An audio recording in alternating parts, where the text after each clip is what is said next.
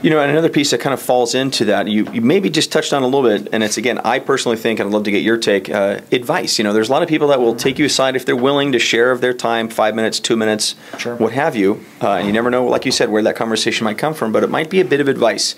What in your background, in terms of advice or wisdom, maybe in your athletic background or just in your professional background, that someone has just laid out it and you know what, it just stuck, it resonated, that you in turn would be willing to share? We're not looking for trade secrets here. Sure, but sure. Does anything stick with you, that any stories that maybe someone shared with you that you would think would make sense to share out to someone else? I mean, I wouldn't, I'm not a great storyteller by any means, so I wouldn't have any like great, I wish I could tell you a great Lute Olson story that led to this epiphany of mine that I can say, wow, that's what's going to help somebody out there be the next great fundraiser in the world, or coach, or sports administrator. But the one thing I did learn from Lute is doing things right the first time. Ultimately, you're going to have to do it the right way, and so taking shortcuts is not going to get it there. And sometimes that's a hard lesson. Sure. So I'm sure a lot of people that watch these interviews are very ambitious, and they want to own their own sports franchise by the time they're 30.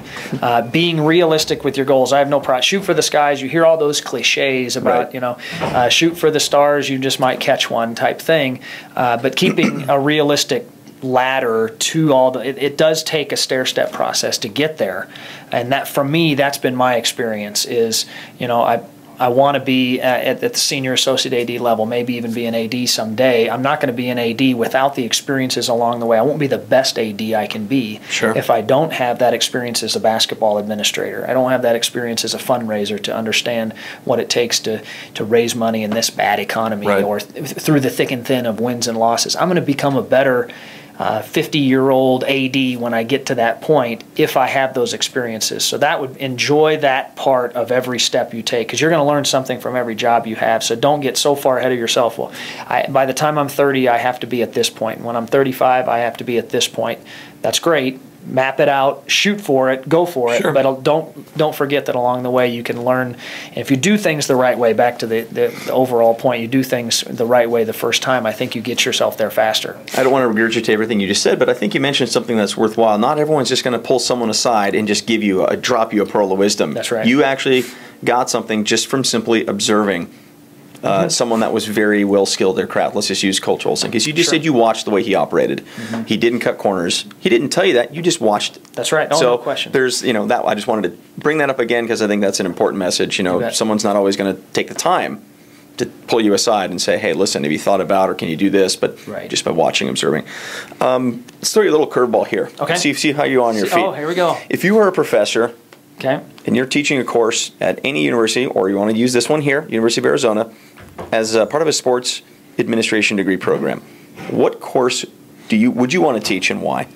I would like, you know, we have a course right now on campus, and so I'm kind of stealing from this, but the business side of college athletics, that it's not just about the games. That's something I learned very quickly here in my transition from the basketball administrator to the fundraiser, the position that I'm in now, that there's a bigger element to how do we get to where we are. So, you know, game night comes on, you know, we've got a great football game or a great basketball game. It's not just about everybody putting the pads on, turning the lights on, and everybody shows up. There's a whole lot behind the scenes that gets you to that point, from compliance to marketing to the equipment room to the academic training services. All throughout that, well, there's this big business behind all of that. So I think I could impart quite a bit of knowledge on that side, having been on the sports side, so I could talk specifically about managing coaches and what coaches' expectations are in contracts, and how all these things work from a revenue standpoint, because I was a part of a revenue generating program, all the way to some marketing and the external services side. So that business side of it's not just, hey, cool, I saw Arizona on ESPN playing in a basketball game. It's not just all the lights and glamour that comes along with it. The nuts and bolts behind everything. I think it'd be a good course. There's a lot of that just people just simply don't know. Like Absolutely. you said, the curriculum is endless, practically. You bet. Interviewing. Let's just kind of touch on something, as again, I think it's very, you know, networking is one thing, but then how do you leverage and utilize one's network? Ultimately, you want to get informational interviews or interviews when they become available. like you said, you're a little bit of an individual case. You kind of got groomed through. You just, again, qualified, but at the right spot at the right time. I don't want to simplify that. I know there's a lot more to it. But, absolutely. But you've obviously, I'm going to say, have you been in the position to interview others? I'm going to assume that you have. What have either you done in your past during an interview that you know for a fact, either you were given the feedback later that, hey, that really helped separate you from anyone else that was in line? You can share that. Or maybe there was someone that you interviewed that something that they did that just raised your eyebrows that made that person stick out. Either of those two questions you'd be willing to give some input on? I've been a part on both sides and felt like I took my own advice when I was the interviewee. On the interviewer side, if I'm asking and meeting somebody and wanting to really dive into who they are and what they're all about, one of the best things, and this is probably, again, something you've heard from other people, but being prepared and asking questions or being knowledgeable about the company or the school or the department you're trying to be a part of, I think is probably one of the number one qualifiers. It's not just answering everything correctly, but coming to the table and asking a pointed question that they can say, oh, wow, I never really thought about that. And really you're asking a question with an embedded answer that you want the interviewer to know you've thought about them, you have some ideas of how you're going to impact that entity, that department, when you get there, if you so happen to be tabbed to be the guy. So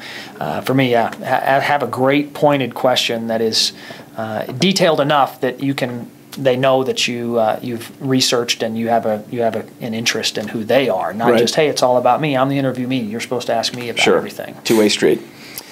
We're almost there. We're at the last layup. Can you use that? Is that even a statement? The last layup drill? If there's someone that you were just put up on a soapbox and you were mandated to give someone that's a young professional, a career transition, let's just use the young professional or a recent college grad that is just absolutely dedicated, they want to break into a career in sports. A lot of different ways to go about doing that in this day and age. Could you shortlist maybe top 3 to 5 strategies that you would either do yourself or that you would suggest someone implement as part of their career search strategy in today's market? The number one thing I could say, there's, like you alluded to, and I'm sure a lot of people have said this, get your break wherever you can. Get in wherever you can get in. If it's unpaid and volunteer for 2 hours a week, if that's the place you want to work, or if it's Major League Baseball and the Angels have an unpaid volunteer, get in there. Once you're in, this is the nugget: entrenchment. I'm going to write a book one day, and whoever steals this idea and writes it, I'm coming after them. But entrenchment is my philosophy through everything. Trademark pending. Trademark pending. Put that out there. And what that means is you make yourself so valuable in what you do that you can't be listed out on a job description. Well, this is what Ryan Hansen does. Well, wait a minute. He does this and this too that's really outside of his job description, but he's just kind of picked it up and done it because somebody needed to do it. And at the end of the day, when there's budget cuts or raises or promotions and you're on the list with 12, 15 other people, it's, well, if we get rid of Ryan, it's not just what he does but on the job description, but look at all the other things he does. Well, if he does all of those things in addition to his job, maybe we can give him more responsibility because he just picked that up and he showed initiative and saw a problem and solved it, and we didn't even know it was a problem. He made it look effortless, so let's give him another opportunity. And I think my career path has shown that's how I've gotten to be an associate AD, is because I've done everything that was asked of me and everything that was not asked of me, to a point where then, Rhino does all those things, so let's make him the director of whatever. Let's make him an assistant AD and give him a few more things because he's already doing everything he was asked plus more anyways.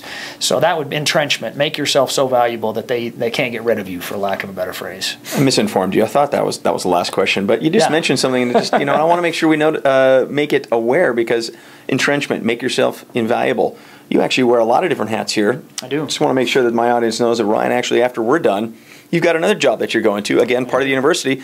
Just briefly share, what you do with the University of Arizona basketball program that is kind of, again, multiple hats that you wear here. Yeah, there'll be two things that I do. One is I'm our sports supervisor. I don't know if I even shared that with you, but so the administrative oversight of our basketball program comes my way. So it's the fundraising and that. And then another thing is I'm our pregame radio show host for all of our basketball broadcasts. I've been on the air in multiple capacities, either color commentating or this now for 10 of the last 11 years. So I'll be donning the headset here shortly before our basketball game tonight. So tune in your radio waves. And for those that are out, maybe not be tonight, obviously, but for those that watch the show and they do want to listen, let's give a plug out. How can people tune in anywhere else? I'm sure you stream it somewhere. Why don't we give a little plug out? Yeah, you can go to ArizonaWildcats.com and log into All Access. That's anywhere worldwide. Or if you want to listen to us on the radio waves in Tucson, we're 1290 AM, The Source, or 107.5. This is totally out of context, but there is yet one more question. Always one more. There was something you mentioned, and I just want to come back to it because I think there might be something there. Okay. And if not, then we just hit the delete button. Sure. But you said get your foot in. There's a lot of people that say get your foot in any way you can, unpaid, paid. That part is understood. I get that. I think most people do get that. How would you react to the following question? If someone walks through your door, says, Ryan, I'm here, I'm interested, I've got the baseline passion for sports. Okay, that's fine. What technical aptitude do you bring? But they say, I'll do anything. I don't care what role it is, I'll do anything. How is that received? How is that message received? Some people say go after it, open yourself up. But some people say, hey, that's a little mixed message that we don't know. This person doesn't know what they want. What's your take on that? I think you're exactly right with that. I think it's a timing issue. If it's meant to be and that person has a need, because they may not have expressed that need to their supervisor, or they may not have thought about, gosh, I have a need, a few hours a week for somebody to come in, but I just don't want to go through the hassle of advertising something, trying to go find help. But here's somebody who's willing to step up and do something.